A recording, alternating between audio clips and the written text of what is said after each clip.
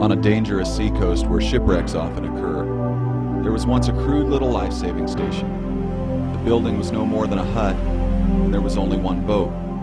But the few devoted members kept a constant watch over the sea. With little to no thought for themselves, they went out day and night, tirelessly searching for the lost.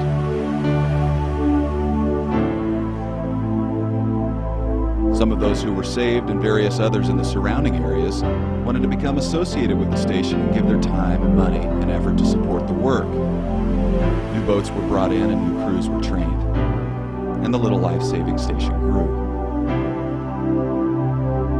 Some of these new members of the life-saving station were unhappy that the building was so crude and poorly equipped.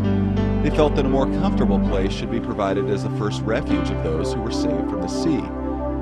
They replaced the emergency cots with beds and put better furniture in the enlarged building.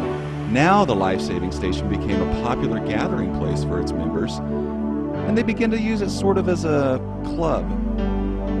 Fewer members were now interested in going to sea on life-saving missions, so they hired lifeboat crews to do this work.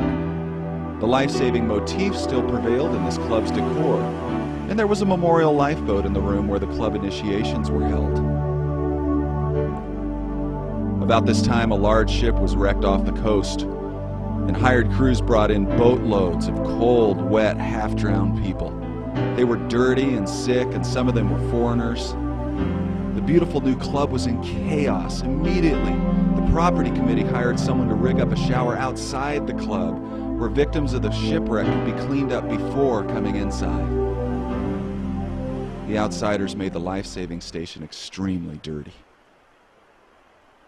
At the next meeting, there was a split in the club membership.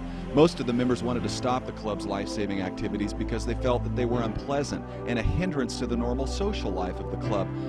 But a small number of members insisted upon life-saving as their primary mission and pointed out that they were still called a life-saving station, after all. The dissenting group's members were voted down and told that if they wanted to save lives, they could begin their own life-saving station down the coast. So they did. As the years went by, however, the new station experienced the same changes that had occurred in the old station. It evolved into a club, and yet another life-saving station was founded. History continued to repeat itself, and if you visit that eastern seacoast today, you will find a number of exclusive clubs along that shore. Shipwrecks are still frequent in those waters, but most of the passengers drown.